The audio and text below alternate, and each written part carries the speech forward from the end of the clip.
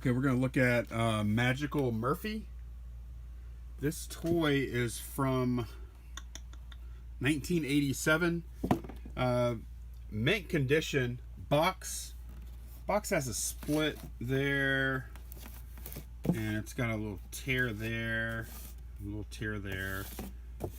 It's not in horrible. And there's these two sides. These two corners are fine. Not in horrible shape. A little tape would do that just fine.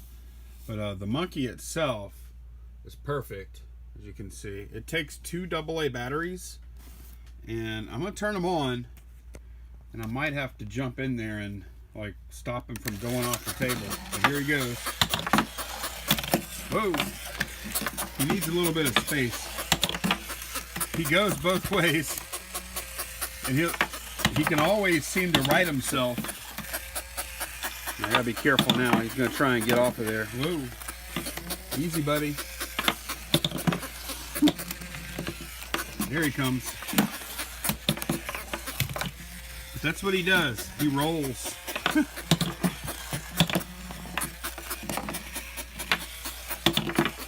All right. Easy, Murph.